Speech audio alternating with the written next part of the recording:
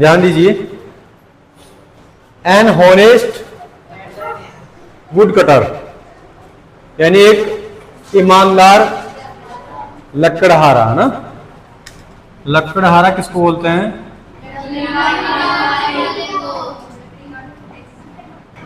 जो लकड़ियों का काम करता है, लकड़ी काटता है ना, उसको बोलते हैं। तो ये ईमानदार है, लेकिन इसके जैसे ईमानदार बहुत कम मिलते हैं वर्तमान की दृष्टि में। इसके पास में जैसे पहाड़, जो कुल्हाड़ी से लकड़ी काट रहा था तो कुल्हाड़ी कहाँ गिर गई? पानी में, नदी में गिर गई। तो जल देवता बाहर निकलता है, सोने की कुल्हाड़ी लाता है, तो ईमानदार है, मना कर दिया कि नहीं ये मेरी नहीं है। चांदी की लाया, उसको मना कर दिया। और फिर इसकी वास्तविकता में जो लोहे की कुल्हाड़ी थी वो लेके आया, तो फिर हाँ किया। फिर बाद में 3 कुल्हाड़ी दे दी। तो शायद मुझे ऐसा नहीं लगता है वर्तमान की दृष्टि में ऐसा कोई लकड़ा आ रहा हो जो सोने की, जल देवता भी नहीं रहे।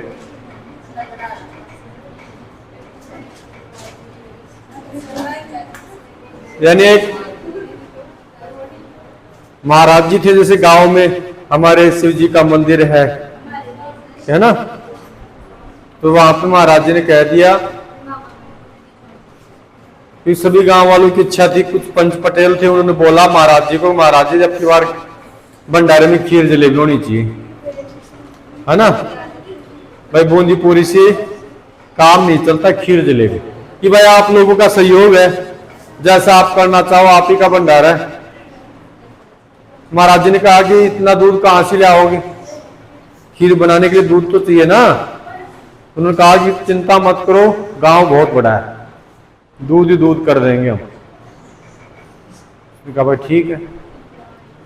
सब दूध ले आए,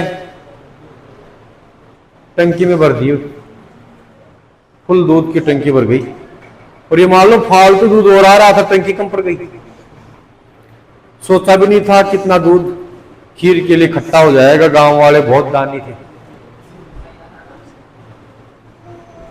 जब हलवाई दूध को चेक किया तो देखा कि उसमें पानी ज्यादा, दूध कम, सफेद पानी। ये मान लो कि 20 लीटर पानी में 1 लीटर दूध होगा। समस्या का विषय खड़ा हो गया कि ऐसे तो खीर बनेगी नहीं, सब लोग, है ना भाई, ऐसे कहेंगे कि देखो महाराज जी ने क्या काम किया, इससे अच्छा तो बूंदी पूरी सब्जी बढ़िया थी। सबको बिठा लिया और सबसे पूछा महाराज जी ने, भाई ईमानदारी से बताओ कौन कौन है जो प्योर दूध लेके आया, पानी नहीं मिला के लाया? सबके हाथ ऊपर, ये लो। क्योंकि सब क्या सोच रहे थे कि अकेला मैं ही तो ले आया हूंगा, और तो सब प्योर दूध ही ले आएंगे, मेरे अकेले में क्या फर्क पड़ता है। सबकी सोच यही थी और सबने पानी दबा के मिलाया, कोई दूध नहीं लाया प्योर, और सब हाथ पर। तो झूठ बोलने वाले गांव में ज्यादा थे और सच बोलने वाले,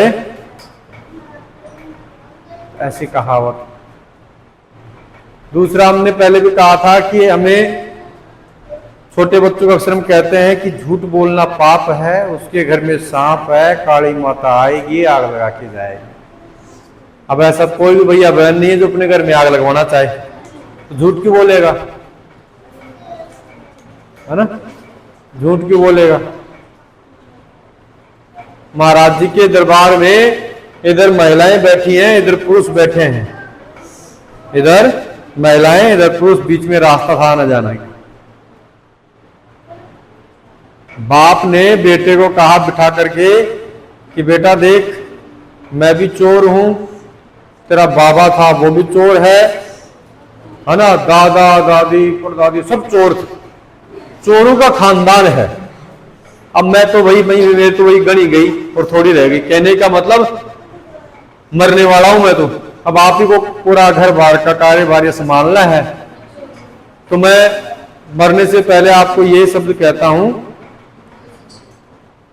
कि आप कभी साधु महात्माओं के वचन मत सुनना और अपना जो जाति के अनुरूप कार्य है ना चोरी का, वो करते रहना। मैं चोरी करके आपके लिए 3 मंजिला भवन बना के जा रहा हूं, दौलत है, शोहरत है, गाड़ी है, नौकर चाकर है, किसी चीज की कमी नहीं है, इसलिए इसी काम को आगे बढ़ाना है। पिता कह के चल बसे।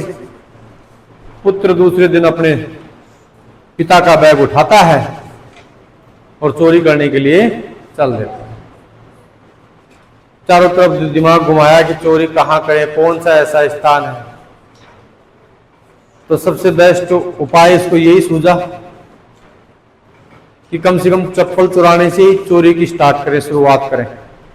और चप्पल चुराने का सबसे बड़ा स्थान कौन सा है? मंदिर। भारी रहती है। गया था चप्पल चुराने, लेकिन सौभाग्य से क्या हुआ कि मंदिर के बाहर जो यात्री मोटरसाइकिल खड़ी कर रखे थे उसमें एक नई बाइक थी, बिल्कुल 1-2 दिन ही हुए होंगे, चाबी भी उसी में। देखो भगवान की लीला। चप्पलों को साइड में किया, मोटरसाइकिल स्टार्ट की और घर आ गए। आस पड़ोस वाले भी देखने लग गए कि देखो बाप कल मरा था, आज देखो मोटरसाइकिल को मारा है, वो भी नहीं। इसका मतलब बेटा बाप से भी तेज निकला। ये तो शुरुआत ही है, पता नहीं अब तो क्या क्या करेगा। साल 6 महीने खूब घुमाया भैया गाड़ी को। दूसरे मंदिरों के ऊपर भी चोरी की। सोचा कि साल 6 महीने में तो सब भूल गए होंगे, फिर से चलते हैं वहीं। पुरानी हो गई, हो सकता है कोई नई बाइक और ली आए, उसको खड़ी कराएंगे, दूसरी आएंगे। तो अब की बार इसका टारगेट कुछ लंबा था, चप्पल चुराने का भी नहीं था।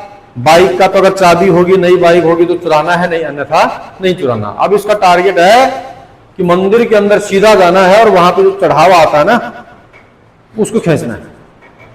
क्योंकि चढ़ाएंगे 10, लाएंगे 2-3 हजार। 10 चढ़ाया, ऐसे। ऐसा आपने किया है क्या कभी? नहीं किया? कोई नहीं, कई करते हैं, 10 चढ़ाते हैं, 50 को उठा लेते हैं, ऐसे। कोई दिक्कत नहीं, करना भी नहीं चाहिए, लेकिन ये कर रहा है। अब जैसे ही मंदिर के अंदर जाने का प्रयास कर रहा था तो उससे पहले इसके पिता के कहे हुए शब्द याद आ गए कि साधु महात्माओं के वचन नहीं सुनने। कानों में रुई लगा ली। रुई लगा करके मंदिर के अंदर जाने का प्रयास कर रहा था। अचानक दुर्भाग्य से रास्ते में पत्थर पड़ा हुआ था, ठोकर खा के गिर गया। अंदर जो कानों में रुई लगी थी उससे एक रुई निकल के गिर गई। और उसी समय सौभाग्य ये हुआ कि महात्मा जी कह रहे थे कि चोरी मत करो और झूठ मत बोलो, और आगे कुछ भी कहना चाह रहे थे उससे पहले रुई उठा करके लगा ली। अब इसके दिमाग में तो यही, चोरी मत करो और झूठ मत बोलो। धोखा के वापिस ही आ गए। 2 दिन हो गए इसके दिमाग में तो यही 2 शब्द घूम रहे कि चोरी मत करो और झूठ मत बोलो। चलो आज फिर से वही चलते हैं। डायरेक्ट आ गया दरबारी को, कहने लग गया कि दरबारी जी मैं चोर हूं, चोरी करने के लिए आया हूं और ये पैसे उठा के लेके जाऊंगा। उसके चेहरे की तरफ 5 मिनट देखने लग गए कि कैसा चोर है। ये खुद ही बता रहा है कि मैं चोर हूं, चोरी करने के लिए आया। आश्चर्यचकित हो गए। दरबारी जी से रहा नहीं गया, उस पंडित जी के पास में, महाराज जी के पास में गया कि देखो महाराज जी कैसे चोर आए हैं। स्पष्ट मुंह पे बोल रहे हैं कि मैं चोर हूं और चोरी करने के लिए। महाराज जी ने कहा कि भाई चोरी करने वाला चोर तो कभी बताएगा नहीं कि मैं चोर हूं और चोरी करने आया हूं, आप कैसे चोर हो? कि महाराज जी आप ही कह रहे थे कि चोरी मत करो और झूठ मत बोलो, सब कुछ मिलेगा। ओ हो।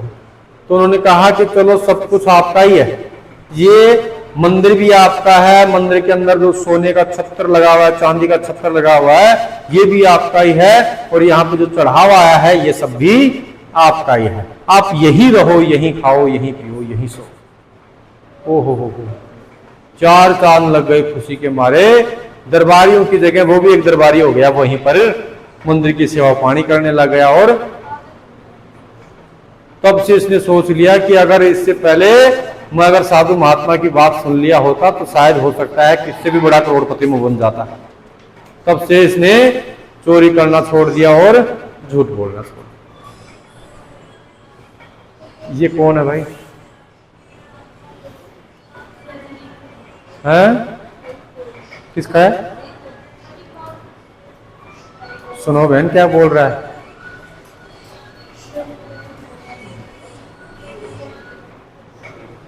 चलो ध्यान दीजिए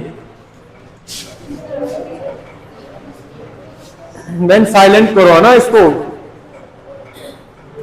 ध्यान दीजिएगा। एन ऑनेस्ट वुड कटर, एक ईमानदार लकड़हारा। A wood cutter went to the forest to cut wood daily. ध्यान दो, ए वुड कटर यानी एक लकड़हारा, वेंट यानी गया, चेहरा ही चेंज हो गया।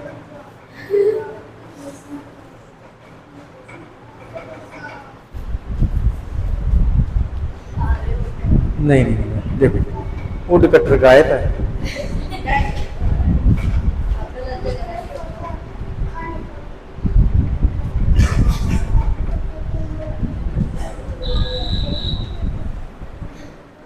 यानी एक लकड़हारा वेंट एंड गया टू द फॉरेस्ट यानी जंगल को, या जंगल में गया, टू कट यानी काटने को, वुड डेली, वुड यानी लकड़ी, डेली यानी एक लकड़हारा यानी रोजाना लकड़ी काटने के लिए कहां गया? जंगल। ठीक है।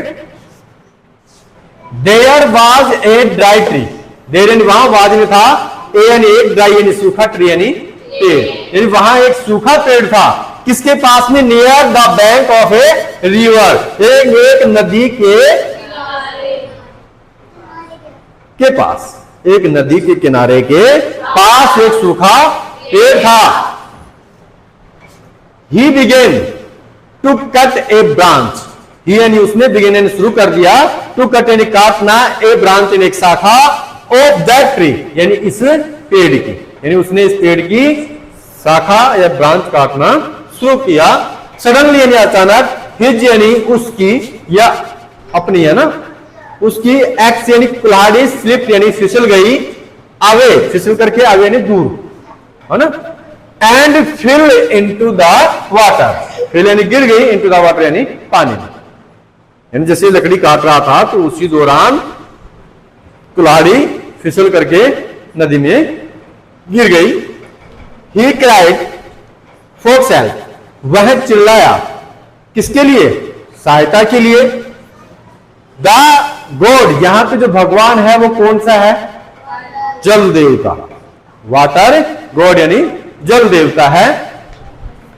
अपेयर्ड यानी प्रतीत हुए, दिखाई दिए। And brought an axe, brought यानी लाए, कौन? जल देवता के लाया, क्या लाया? एन एक्स यानी एक कुल्हाड़ी, ऑफ गोल्ड यानी सोने की, यानी जल देवता एक सोने की कुल्हाड़ी लाया, अर्थात वो प्रकट हुआ। दाऊद कतर यानी लकड़हारा, सैड यानी कहा, it is not my axe, यानी कुल्हाड़ी मेरी नहीं है, सो इसलिए I will not take it, मैं इसे नहीं लूंगा। The god jumped back into water, into the water होता तो ज्यादा बेस्ट होता, शायद इनटू वाटर ही होगा, है ना, इनटू वाटर ही है क्या? इनटू वाटर ही है, चलो कोई नहीं।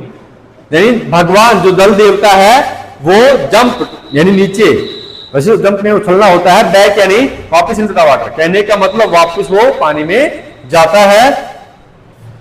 दिस टाइम यानी इस समय, ही ब्रॉट यानी वह लाया, एन एक्स ऑफ सिल्वर यानी किसकी? चांदी की कुल्हाड़ी लाया।